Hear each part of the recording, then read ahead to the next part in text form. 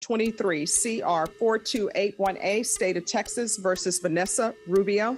Can I have parties announced for the record for the state? For the state. Defense. Your Honor, good morning. Frankie Savalo on behalf of Ms. Rubio. Are you Ms. Rubio? Counsel, have you received all the discovery and did you review it with your client? I have, Your Honor. Court will find that the state is in compliance with discovery. Ms. Rubio, I'm showing you what's entitled Application for Community Supervision. Did you review that with your attorney? Did you understand it and did you sign it? Yes, I did. Showing you what's entitled True Bill of Indictment. Did you review that with your attorney? Did you understand it? Yes, I did. Counsel, it appears that the state is proceeding on the indictment as presented. Is that correct? My understanding, Judge. State, is that correct? Yes, Your Honor.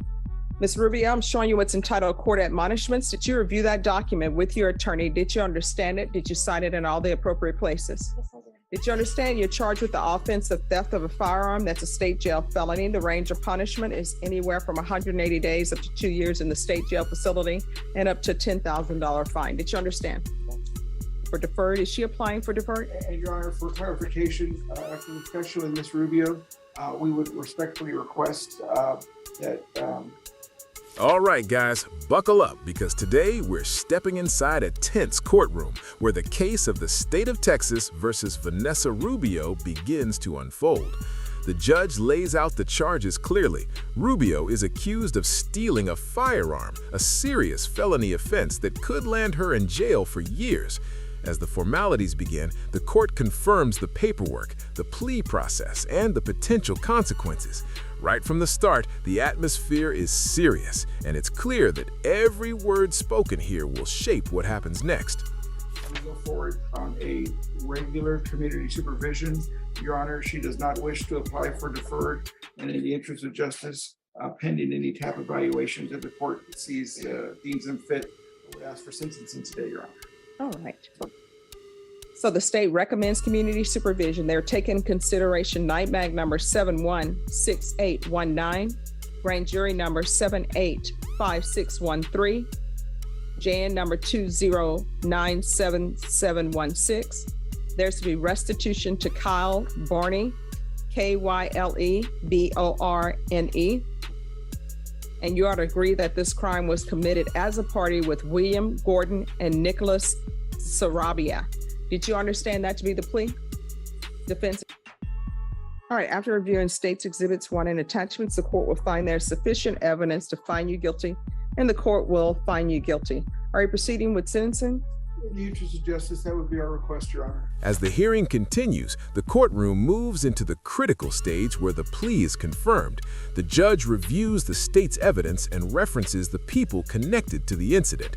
After examining the documents and statements, the court concludes that there is enough proof to proceed. In a decisive moment, the judge officially finds Vanessa Rubio guilty. What seemed like a routine procedural step suddenly becomes the turning point of the case, setting the stage for sentencing and deeper questioning. Anything you wish to say on behalf of your client? Your Honor, I stand here with Ms. Rubio. As the court is aware, we had a minor issue with respect to her bond. In order for judicial efficiency and to get on with her life and begin the process of putting this behind her, she sought my direction at attempting to resolve all matters. And that's what she wanted to do today, is to accept responsibility, come forward, and start the process of putting this behind her with whatever conditions the court deems appropriate, given the totality of the circumstances and the information the court learned today. All right. Are you employed? No. How do you support yourself? Currently I am not. Since I went to jail for this, I lost my job, so I'm still looking for a job. So when's the last time you were employed? Now, Rubio's defense attorney steps forward, attempting to frame the situation in a more human light. He tells the court that his client wants to take responsibility and move forward with her life. According to him, she is ready to comply with whatever conditions the judge may impose. The attorney's tone suggests that Rubio is trying to put this chapter behind her, but the judge is not finished asking questions. What follows next will begin revealing more about Rubio's personal circumstances. Beginning of June? Like a little of June? middle of June.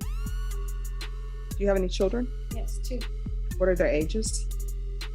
She just turned 12 and 14. Who do they live with? They reside with both me and their dad. Who is the father? William Bloodworth is one of them. I'm sorry, who? William Bloodworth. He is the father of my daughter. Mm-hmm. And my son's father is not involved. He takes that place of that. So you're saying you're living with William Bloodworth?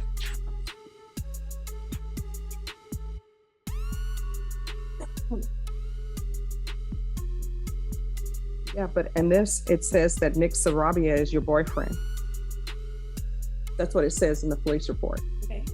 No, I mean, it's not okay. That's what it says in the police report. So He who is was- this other person? That is my kid's father. No, you didn't mention Nick Sarabia as being the father of any. He's not the father. The judge begins asking Rubio about her life outside the courtroom. She explains that she lost her job after being jailed for this case and is currently unemployed. Then the discussion shifts to her family life. Rubio reveals she has 2 children, ages 12 and 14, and shares custody with their father. At first, the answers seem straightforward, but subtle inconsistencies begin to appear. The judge listens carefully, and you can almost feel the moment when suspicion begins to form. He's not the father of my kids. No, excuse me. I'm sorry. Can you tell me what she just said in regards to Nick Sarabia? I'd say he's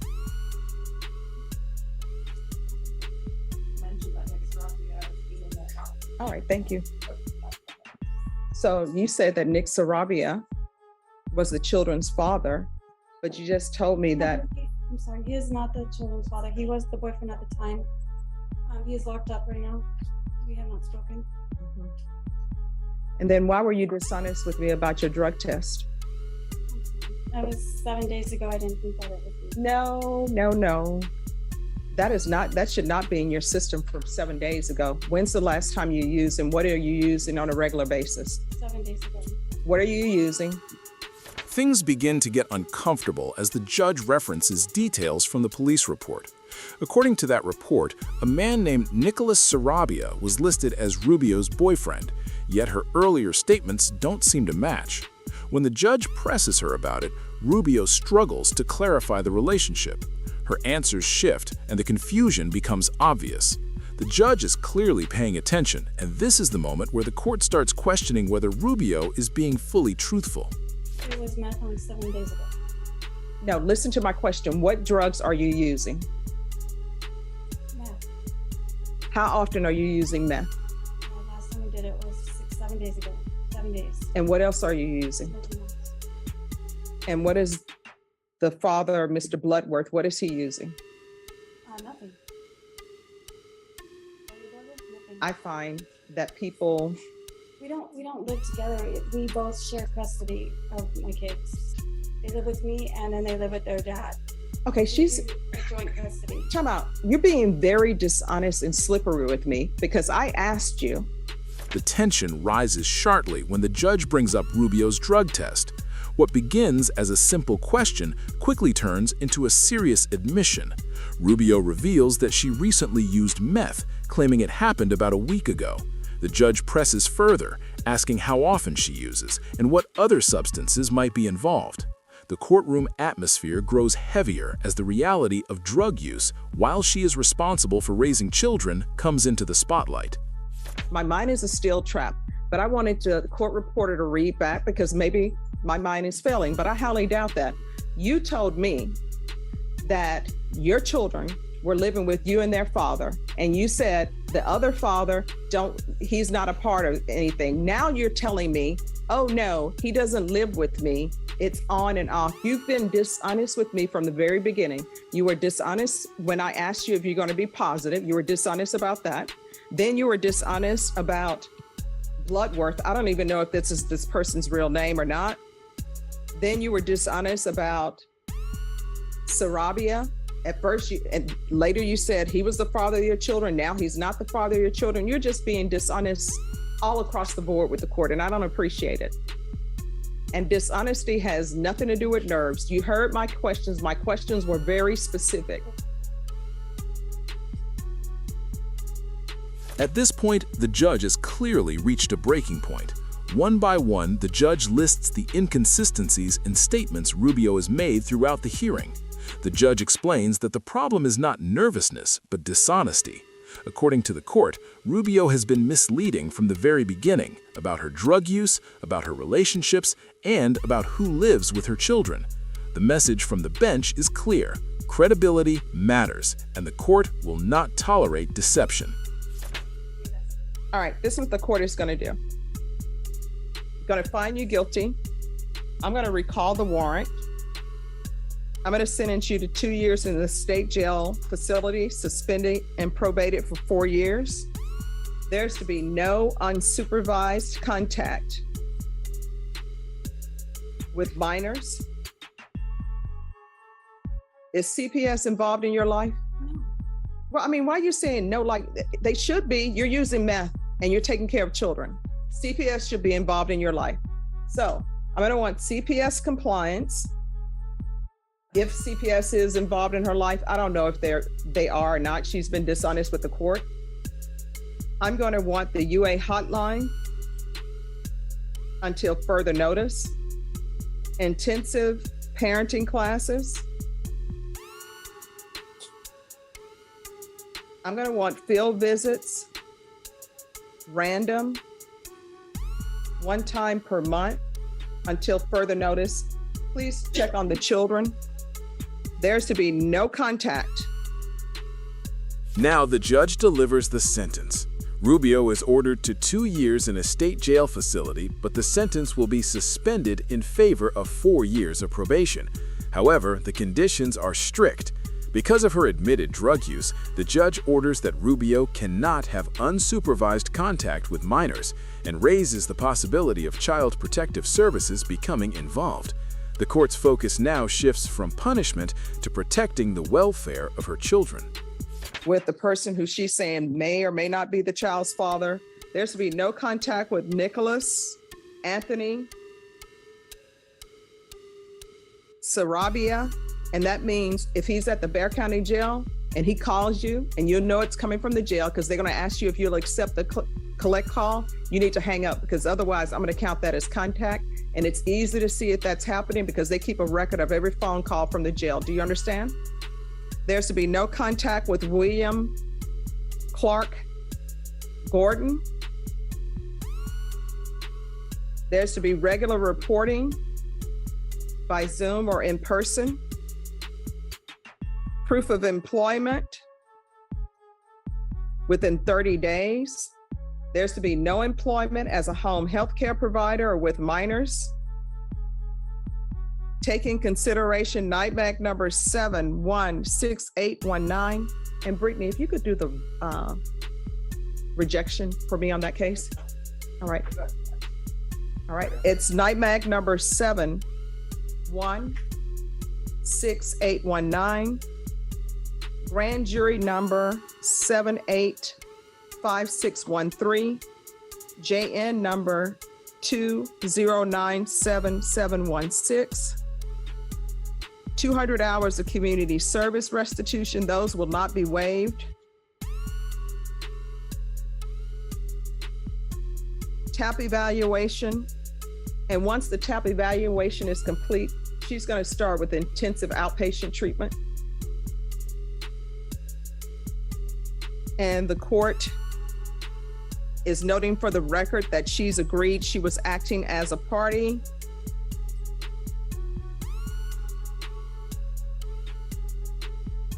The list of probation conditions continues, and they are extensive. Rubio must undergo drug monitoring, attend parenting classes, submit to field visits, and provide proof of employment. She is also ordered to complete community service and avoid contact with certain individuals connected to the case. The judge makes it clear that these rules are not optional. They are mandatory steps meant to ensure accountability and stability moving forward. The court is giving her a chance, but it comes with strict oversight. With William Gordon and Nicholas Sarabia. Probation, is there anything else she needs? Oh, and I'm sorry, there's to be restitution, if any, to Kyle Burney, Kyle Is there anything else you need from the court to be successful? I'm sorry? I don't think so. I think everything's fine. I'm just gonna help. Okay. Going to show you what's entitled Trial Court Certification of Defendant's Rights to Appeal. Did you review that with your attorney? Did you understand it and did you sign it? Because this is a plea bargain agreement, because I followed your plea bargaining agreement, and because you waive your right to appeal, you do not have the court's permission to appeal. Do you understand? Because this is a felony conviction, you're not allowed to own or possess any weapons or ammunition. If you have a question over what a weapon or ammunition is, you'll need to speak to an attorney. Do you understand? All right, we can go off the record. Here's the thing.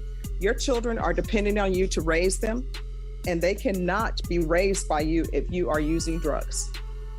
And the people that you bring into your children's life should be people who are not using drugs. Do you understand? All right, good luck to you. 2023 CR 4304, State of Texas versus Alexander Lee Politos. Could I have parties announced for the record for the state? Brittany Mitchell for the state. Defense? John Pettis for defense. Are you Mr. Politos? And Counsel, have you received all the discovery and did you review it with your client? sorry, Judge. Have you received all the discovery and did you review it with your client? Yes, Judge. Court will find that the state is in compliance with discovery. Mr. Politos, I'm showing you what's entitled Application for Deferred Adjudication or Community Supervision. Did you review that with your attorney? Did you understand it and did you sign it? Yes, Your Honor. Showing you what's entitled True Bill of Indictment. Did you review that with your attorney? Did you understand it? Yes, Your Honor. Counsel, do you waive the reading of the indictment? We do, Judge. State, it appears you're proceeding on the indictment as presented. Is that correct? Yes, Your Honor. Mr. Politos, I'm showing you what's entitled Court Admonishments and Defendants Waivers and Affidavit of Admonitions. Did you review that document with your attorney? Did you understand it? Did you sign it in all the appropriate places? Yes, Your Honor. Did you understand you're charged with violation of sex offender registration annually? That's a third-degree felony. Range of punishment is anywhere from 2 to 10 years in prison and up to a $10,000 fine. Did you understand? Yes, Your Honor. States Exhibits 1 and attachments, the court will find there's sufficient evidence to find you guilty. The court will defer finding of guilt as you've applied for deferred adjudication. Are you proceeding with sentencing? Yes, Judge. All right. In the final segment, the courtroom shifts to a different defendant facing a different charge. This time, the issue involves failing to register as a sex offender. When the judge asks why the defendant didn't report as required, he claims he simply forgot because of work and personal stress. The judge immediately challenges that explanation, making a powerful distinction. Forgetting is not the same as making a choice. The warning is clear. Failing to follow registration laws could easily lead to years in prison. If you found this courtroom breakdown interesting, make sure to like the video and subscribe to the channel for more real courtroom moments explained. Thanks for watching, and we'll see you in the next video. Mr. Politos, why didn't you report? Because, Your Honor, I made a mistake and it slipped my mind, and I'm not going to deny. No, you didn't make a mistake. It's a choice. It's a choice. Yes, I understand that. So why didn't you report? I just forgot, Your Honor. I'm not going to lie. How can you forget that? Because I had a lot of going on right now, and What was going on right now? I had a lot to do with my job. I was working every day, constantly, every morning, and I tried to get a day off from my boss, but my boss was trying to be, I already asked for a day off, and once I get that day off, I gotta wait extra months just to get another day off. That's how my job likes to work, and I'm not gonna lie, sit here and lie to you. All right, when people keep telling me they're not going to lie to me, or if they say in all due honesty or with all due respect, what's coming after that usually is not respect, not honesty. But I know I accept this. I know I made my mistake and I accept my punishment, Your Honor. No, I mean, it was a mistake. You made a choice. Yes, sorry about that, Your Honor. No. I mean, people always have a different definition of mistake than I have. All right. Does anybody want to speak to this 180 days? Is this 180 days for punishment? What is it for? It's punishment, Judge. So is this the first time he's missed reporting? Yes. All right. This is what the court will do. The court will sentence you to 5 years deferred adjudication. You must report. Do you understand? Yes, Your Honor. Chapter 62 registration. He's to be supervised by the sex offender unit. Regular reporting by Zoom or in person, and the court saw that the deferred adjudication for his underlying case was only 3 years. That sort of tells me a little bit about that case. Proof of employment within 30 days. There's to be no employment as a home health care provider or with minors. There's to be 100 hours of community service restitution. Since you're not allowed to do actual community service hours and there's no choice, I usually let people buy it out at $7.25 per hour. I'll let him buy that at $6 an hour. Thank you, Judge. There's to be a $500 fine. That will be probated. Are there drug issues with you? No, Your Honor. There's to be regular UAs.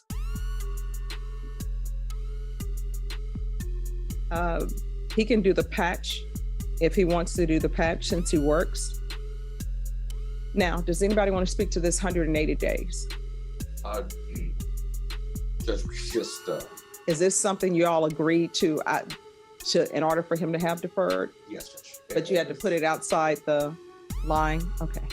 I don't know why it was outside the line, but I mean, it was part of the agreement. All right, 180 days in the Bexar County Jail as a condition. Probation, is there anything else he needs? Is there anything else you need from the court? No, Your Honor. All right, so it'll be 180 days in the Bexar County Jail as a condition of probation. How long have you already been in jail? 4 months, Your Honor. I'll give him credit for any time served with regards to that. Thank you, Judge. Going to show you what's entitled Trial Court Certification of Defendant's Rights to Appeal. Did you review that with your attorney? Did you understand it and did you sign it? Yes, Your Honor. Because this is a plea bargain agreement, because I followed your plea bargain agreement, and because you waive your right to appeal, you do not have the court's permission to appeal. Do you understand? Yes, Your Honor. And because, yes, Your Honor, I know that you didn't say field visits, but you know that with someone. yes. I just wanted That's to why I make sure. didn't. Okay. Okay, thank you. All right, we can go off the record. In this court, reporting is very important. You have to be in communication with your probation officer. If there's an issue with your employment, let probation know, because probation may be able to work around that. But with regards to the registration, you must register.